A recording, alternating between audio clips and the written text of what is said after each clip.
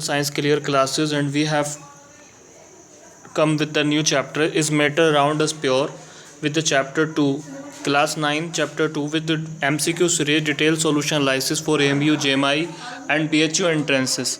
So friend, let's play with the science and with our chapters the is matter around us pure.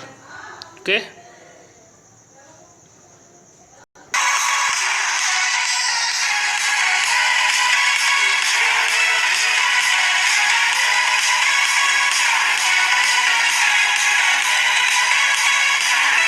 तो बच्चों, आपका एक बार फिर से स्वागत है आपके अपने ही चैनल साइंस क्लियर क्लासेस पर। और जो हमारे पुराने व्यूवर्स हैं वो इसको ज़्यादा से ज़्यादा शेयर करें और जो नए व्यूवर्स हैं इसको लाइक और ज़्यादा से ज़्यादा सब्सक्राइब करें ताकि जो आने वाली नोटिफिकेशन से आने वाली नई नई चीज़ें हैं वो आपको चैनल के ज़रिए मिलने लगे। तो स्टार्ट करेंगे क्लास 9th में चैप्टर 2 को हमने इसमें लिया है मैटर अराउंड अस प्योर। हम इसको थोड़ा पहले पढ़ेंगे क्योंकि हम रिवीजन नोट्स टाइप में हमने यहाँ बनाया है ताकि आपको ईजिली तरीके से इसकी तैयारी हो पाए। कुछ हमारे बेस्ट स्टूडेंट हैं जिन्होंने कि एक कंसेप्ट थी कि हम जो है क्लास 9th का और 10th का भी साथ करा दें, तो उसके लिए जो है हमने ये 9th के चैप्टर शुरू किए हैं क्योंकि ये आपको हेल्पफुल रहेंगे क्लास 9th के एंट्रेंस में आल्सो और क्लास 11th के एंट्रेंस में। तो हम शुरू करेंगे, अपने चैप्टर पर आएंगे, ठीक है।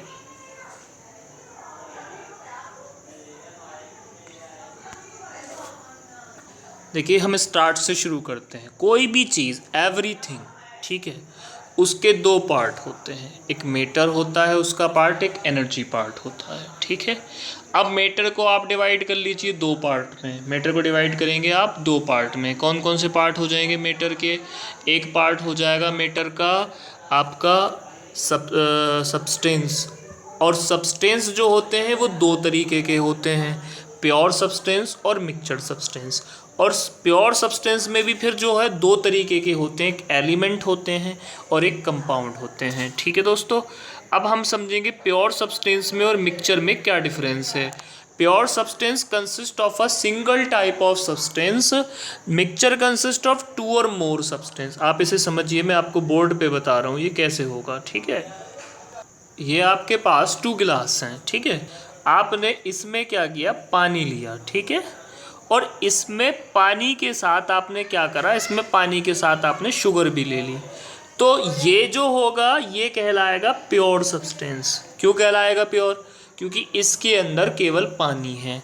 और ये वाला जो कहलाएगा आपका, ये वाला कहलाएगा आपका मिक्सचर, क्योंकि ये 2 सब्सटेंस। अब 2 सब्सटेंस कौन से हैं इसके 2 सब्सटेंस हैं आपके, एक तो आपका वाटर, एक आपका शुगर, ठीक है।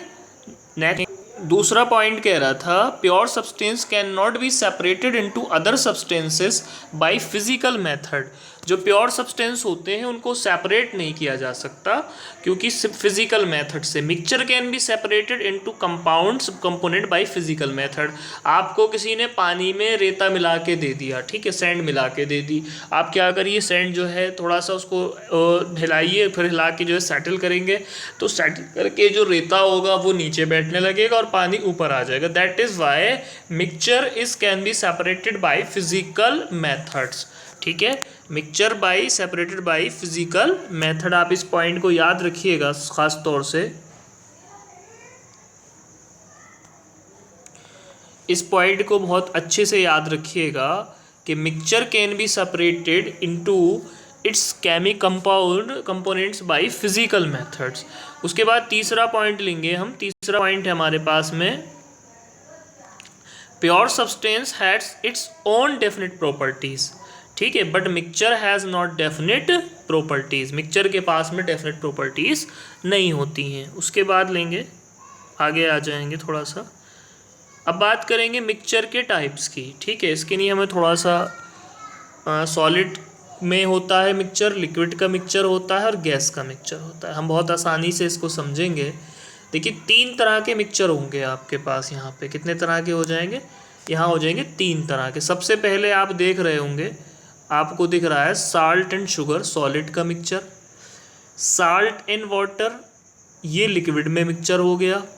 डस्ट एंड एयर, ये गैस में सॉलिड का मिक्सचर हो गया। ध्यान से सुनिएगा, साल्ट का शुगर में mixture, solid in liquid, solid in solid का एग्जाम्पल है। Salt in water solid in liquid का एग्जाम्पल है। डस्ट इन वॉट एयर जो है सॉलिड टू गैस का एग्जाम्पल है। लिक्विड मरकरी एंड कॉपर होता है, आप जानते हैं, ठीक है। लिक्विड का एग्जाम्पल मरकरी और कॉपर है, यहाँ पे देखिए आपको दिखाया है इन्होंने, mercury and copper. Alcohol and water और क्लाउड्स, ठीक है, याद रखिएगा आप ये, सही है। तो उसके बाद ठीक है, उसके बाद आगे देखेंगे on the basis of the miscibility, ठीक है। गैस की अगर बात करें तो हाइड्रोजन एंड पैलेडियम, अगर आप पैलेडियम को हाइड्रोजन में डाल देंगे, अगर पैलेडियम को आप हाइड्रोजन में डालेंगे तो ये एक मिक्सचर हो जाएगा, जो किसका मिक्सचर है, जो मिक्सचर हैगा सॉलिड इन गैस का, ठीक है, सॉलिड इन गैस का। अगर लिक्विड की बात करें तो लिक्विड का ये जो मिक्सचर है ऑक्सीजन एंड वाटर, ये लिक्विड इन गैस का मिक्सचर हो जाएगा। और एयर अगर बात करें तो गैस टू गैस का एक मिक्सचर होता है। मिक्सचर के दो टाइप होते हैं दोस्तों, मिक्सचर के कितने टाइप होते हैं, 2 टाइप्स होते हैं, इस होमोजीनियस मिक्सचर और heterogeneous mixture. It is very easily definition that the mixture which are made up from the same state type substances like that the sugar and sand mixture, ठीक है, क्योंकि because sugar is also solid and sand is also solid. Sand क्या है, sand कैसी है, sand भी जो है क्या है हमारी जो है सॉलिड होती है, और शुगर क्या है हमारी, शुगर भी सॉलिड होती है। और हेट्रोजीनियस का मतलब है where the states are different, जहाँ पे 2 स्टेट या 2 से ज़्यादा स्टेट होती हैं वहाँ पे हेट्रोजीनियस मिक्सचर होता है। होमोजीनियस मिक्सचर यूनिफॉर्म कंपोजिशन में होता है, जबकि हेट्रोजीनियस मिक्सचर में यूनिफॉर्म कंपोजिशन नहीं होता है, ठीक है, एग्जाम्पल भी दिया हुआ है।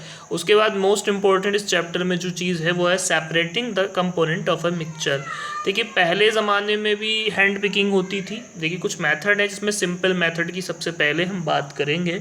सिंपल मेथड में हैंड पिकिंग आपकी मम्मी करती होंगी अक्सर, गेहूं के अंदर अगर कोई कंकर या मिट्टी या डेले मिल जाते हैं तो उसको हैंड पिकिंग से उठाकर वो फेंक देते हैं। उसके बाद सीविंग, सीविंग का मतलब होता था छानना या फिर जो है विनोइंग, फटकना, ठीक है। एवापोरेशन की अगर बात करें, स्पेशल टेक्निक की बात करें, हमने एवापोरेशन लास्ट वीडियो सेशन में भी आपको क्लियर कराया था।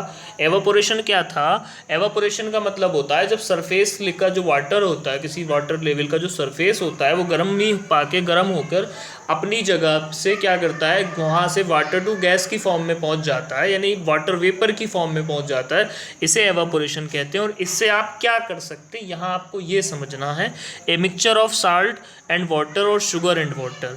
आपको एक मिक्सचर लें जो साल्ट मिला हुआ है, वाटर मिला हुआ है, या फिर शुगर और वाटर मिला हुआ है, आप इसे एवापोरेशन के ज़रिए से अलग कर सकते हैं।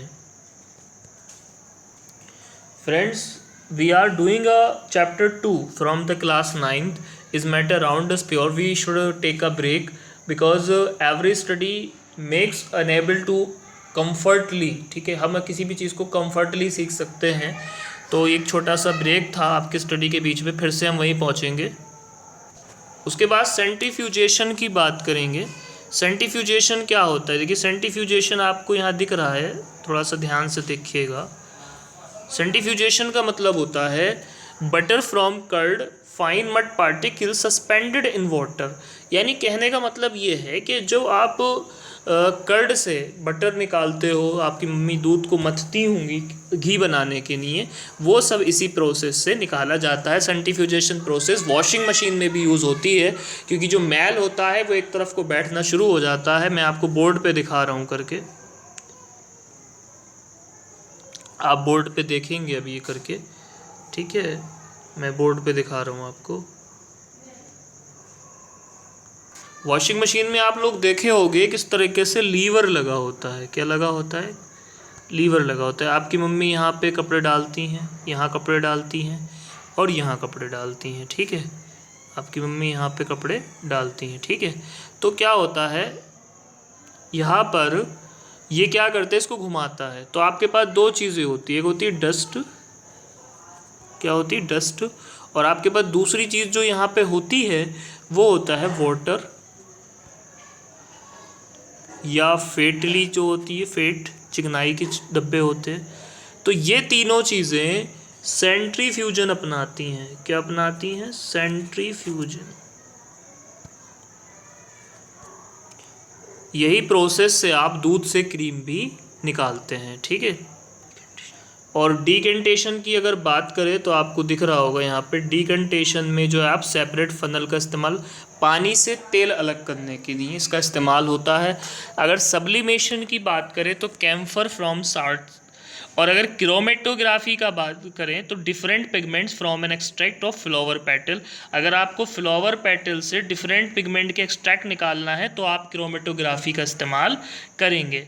Distillation, fracture distillation. डिस्टिलेशन आप समझते ही हैं, गर्म करके किसी चीज़ की भाप बनाने को डिस्टिलेशन कहते हैं। और ये जो फ्रैक्शनल डिस्टिलेशन होता है इसमें इस तरीके से एक चेम्बर से बने रहते हैं, ठीक है। इस तरीके से एक चैम्बर रहते हैं बने हुए, और इन चैम्बर्स पर क्या रहता है? टेम्परेचर रहता है।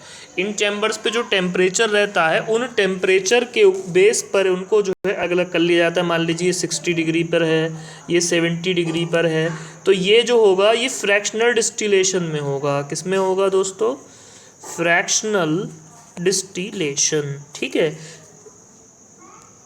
होता है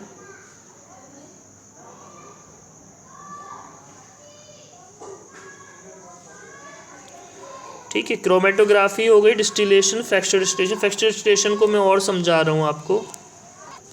इसे कहते हैं फ्रैक्शनल डिस्टिलेशन। आपको जान के आश्चर्य होगा, सरप्राइज होगा कि पेट्रोलियम के अंदर ये सारी चीज़ें होती हैं। इसमें सबसे फर्स्ट नंबर पे मिलता है गैसोलीन, सेकंड नंबर पे मिलता है पेट्रोल, थर्ड पे मिलता है डीजल, फोर्थ पे मिलता है कैरोसिन, और उसके बाद फिर वैक्स, ठीक है। तो इस तरीके से ये सारी चीज़ें हमें किसके थ्रू मिलती हैं? हमें मिलती हैं फ्रैक्शनल डिस्टिलेशन के थ्रू। इन डिस्टिलेशन में ख़ास बात ये है कि हर फ्रैक्शनल जो होता है वो एक टेम्परेचर पे रखा होता है और उसको हमें अलग अलग करना होता है। अब बात करते हैं कंसंट्रेशन ऑफ सॉल्यूशन की। कंसंट्रेशन ऑफ सॉल्यूशन का मतलब है amount of solute divided by amount of solvent. अब हमें यहाँ थोड़ा समझना होगा कि सॉल्यूट क्या है और सॉल्वेंट क्या है, ठीक है।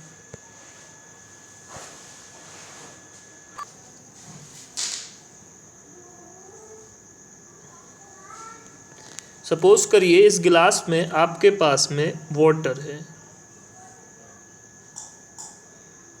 आपने एक चम्मच के थ्रू इसमें शुगर डाल दी, ठीक है, कुछ शुगर के पार्टिकल डाल दी। तो शुगर को डिसॉल्व करने का काम किसने किया? वाटर ने। तो वाटर हुआ आपका सॉल्वेंट। क्या होगा? सॉल्वेंट। और जो आपका शुगर है वो होगी सॉल्यूट, ठीक। और इस टोटल को बोलेंगे solvent plus solute equal to solution, ठीक है। क्या बोलेंगे इसको? सॉल्यूशन बोलेंगे। तो अगर हमें ये पता करना है कि हमारे पास अमाउंट कितनी है, ठीक है, हमारे पास क्या है? अमाउंट कितनी है, तो हम एक फार्मूला लगाते हैं, यानी amount of solvent divided by solution की, ठीक है। हम इसको लगाते हैं फार्मूले को, कंसंट्रेशन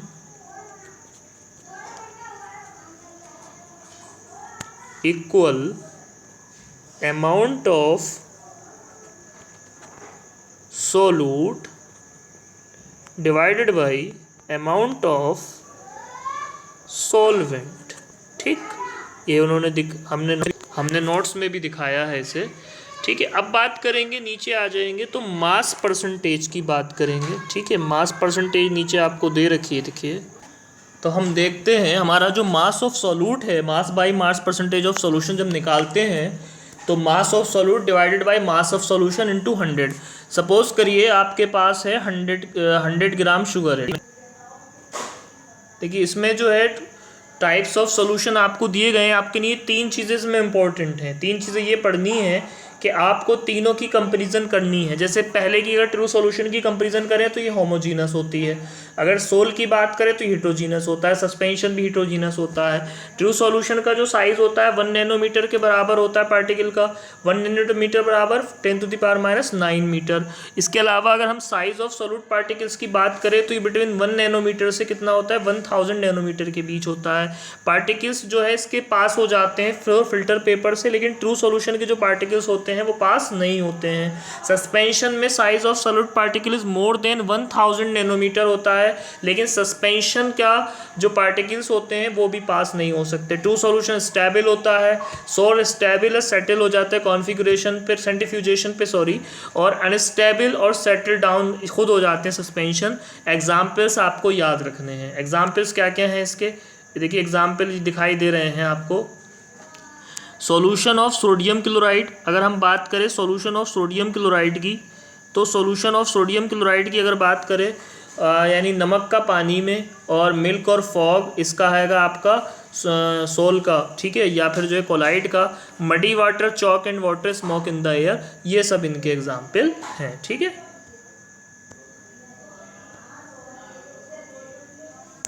उसके बाद नेक्स्ट देखेंगे,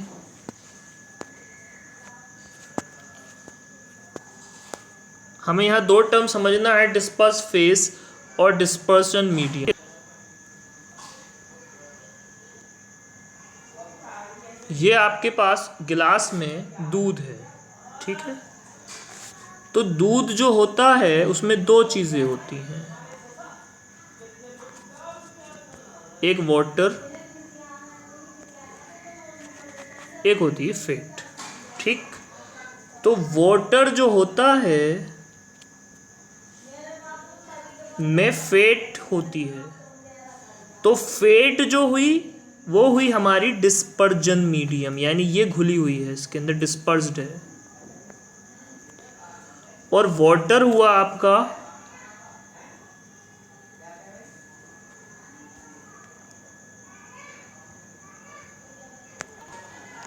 वाटर जो हुआ वो आपका हुआ डिस्पर्स फेस, सॉरी जो फैट हुई वो हुई आपकी डिस्पर्स फेस, क्या हुई है डिस्पर्स्ड फेस, ठीक है।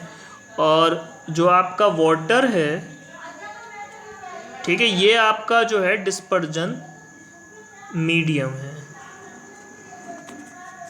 ठीक है, डिस्पर्जन मीडियम, ठीक है। तो ये जो थे हम इसके नोट्स कर रहे थे क्लास 9 चैप्टर 2 के मैटर अराउंड अस, तो हमने समझ लिया डिस्पर्जन मीडियम भी समझ गए, हम डिस्पर्जन फेज को भी समझ गए हैं, और हमारे पास जो है दोनों चीज़ें हो गई। इसमें एक लास्ट टॉपिक रह गया था जिसको हम छोड़ आए थे, उसको हम टिंडल इफेक्ट कहते हैं। टिंडल इफेक्ट हमें और समझना है, यहाँ पे हमने यहाँ पे टिंडल इफेक्ट छोड़ दिया था। टिंडल इफेक्ट क्या है, टिंडल इफेक्ट का मतलब होता है, देखिए एक आपके पास कोई सॉल्यूशन रखा हुआ है, ठीक है, आप यहाँ से लाइट लेके गए तो सॉल्यूशन के जो पार्टिकल्स हैं वो क्या हो जाते हैं, चार्ज हो जाते हैं उस लाइट से जो यहाँ पे जाती है। लाइट से चार्ज होने के बाद ये इधर उधर मूवमेंट करने लगते हैं, और इस मूवमेंट को से क्या होता है कि वो चार्ज हो जाते हैं, और इसे ही क्या कहते हैं, टिंडल इफेक्ट कहते हैं। क्या कहते हैं दोस्तों, टिंडल इफेक्ट, ठीक है। टिंडल इफेक्ट की वजह से कैनोपी ट्रीज वगैरह जहाँ पे होते हैं वहाँ पे जो है ज़्यादा सनलाइट नहीं पहुँच पाती, और इसके लिए जो सबसे बड़ी शर्त है वो शर्त ये है कि वहाँ पर जो है कोलाइड होना चाहिए। अगर कोलाइड सॉल्यूशन नहीं है तो टिंडल इफेक्ट फिर वहाँ पे नहीं होगा। अब हम क्वेश्चंस को ले लेते हैं जो हमारे MCQ क्वेश्चंस थे, क्योंकि क्वेश्चंस हमें यहाँ पे आपको हमसे वादा किया था कि MCQ सीरीज़ कराएंगे, जिससे कि आपका एक तरीके से रिवीजन हो जाएगा और उस रिवीजन के साथ साथ आपको उसमें मदद मिलेगी, ठीक है। तो हम क्वेश्चन लेंगे, देखिए क्वेश्चन फर्स्ट लेंगे, विच of the following show Tyndall effect. अभी हमने बताया था कि टिंडल इफेक्ट को होने के लिए कोलाइड का होना ज़रूरी है। अब इसमें कोलाइड जो होते हैं मिल्क होता है, क्योंकि मिल्क कोलाइड इसलिए है क्योंकि उसमें पानी में फैट है, ठीक है। वाइट पार्ट ऑफ एग ये भी होगी क्योंकि प्रोटीन होती है इसके अंदर, और टिंचर आयोडीन ये भी होगी। एक चीज़ याद रखिएगा, मैं बहुत छोटी सी पहचान बता रहा हूँ, अगर जहाँ पे कोई चीज़ फुल्ली मिक्स्ड नहीं होती है, सस्पेंडेड रहती है कुछ ना कुछ पार्ट, वो कोलाइड होता है, ठीक है। तो साल्ट सॉल्यूशन इसमें डी पॉइंट है, और साल्ट सॉल्यूशन जो होता है चूँकि फुल्ली डिजॉल्व हो जाता है, तो ए ऑप्शन हो गया, ए और B are correct, B and C are correct, C A B C and D are correct, या A B and C are correct. तो अभी आपके हिसाब से कौन सा होना चाहिए? हमारे हिसाब से मिल्क होना चाहिए, वाइट पार्ट ऑफ एग होना चाहिए, टिंचर ऑफ आयोडीन भी होना चाहिए, तो A B C are correct है। नेक्स्ट क्वेश्चन लेंगे।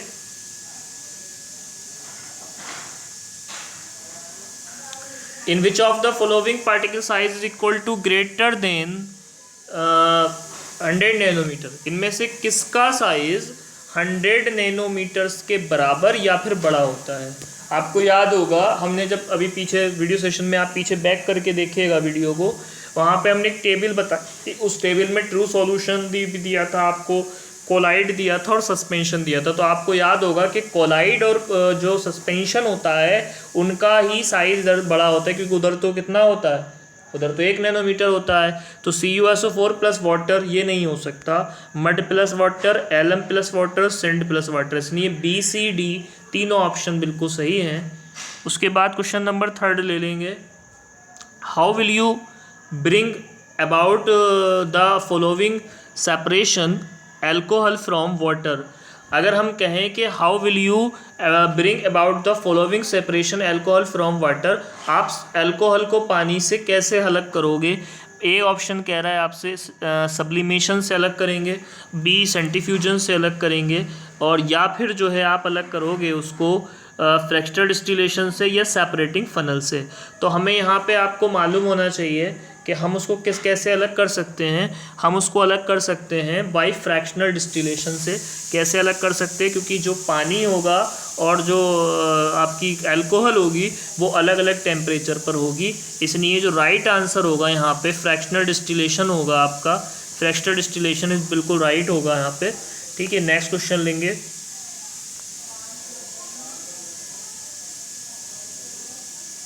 Name the technique to separate butter from curd. Curd से बटर निकालने की जो तरीका है वो आपको बताना है। Chromatography, distillation, fractional distillation, centrifugation. मैंने अभी वीडियो नोट्स में बताया था आपको कि जब आपकी मम्मी दही को मथती हैं तो दही को मथते टाइम एक रई होती है इसके अंदर, इस तरीके से वो उसको चलाते रहते हैं, तो इससे क्या होता है कि जो क्रीम होती है वो साइडों में बैठ जाती है, और साइडों में बैठने की वजह से क्या होता है वहाँ पर जो क्रीम है वो अलग हो जाती है, और इसी प्रोसेस को आपको क्या कहते हैं? सेंट्रीफ्यूजेशन कहते हैं। राइट आंसर होगा इसका। द सॉल्युबिलिटी कह रहा है bleeding of a fresh cut can be stop by applying alum. खून जो है रोका जा सकता है अगर उसके ऊपर एलम लगा दिया जाए, फिटकरी लगा दी जाए। The solubility of NaCl in water increases with rise in temperature while that of the lithium carbonate decreases. The correct statement is. तो आपसे पूछा है कि अगर जो है सॉल्युबिलिटी NaCl की पानी में बढ़ती है, जबकि जो है टेम्परेचर बढ़ने के साथ जबकि जो है लिथियम कार्बोनेट की घटती है, ये दोनों पॉइंट ही सही हैं। स्टेट ए और स्टेटमेंट बी जो है दोनों राइट होंगे।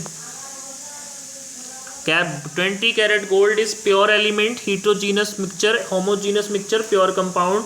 जिन लोगों ने हमारा वीडियो सेशन 3rd चैप्टर का देखा होगा, मेटल एंड नॉन मेटल, उसमें हमने गोल्ड के बारे में बताया था। गोल्ड 3 तरह का होता है, 22 कैरेट, 23rd कैरेट और 24 कैरेट। तो 22 कैरेट जो होता है एक होमोजीनस मिक्सचर होता है, क्योंकि जिसमें चांदी और दूसरी चीज़ें मिला दी जाती हैं, तो इसका जो आंसर होगा आपका होमोजीनस मिक्सचर होगा। नेक्स्ट लेंगे।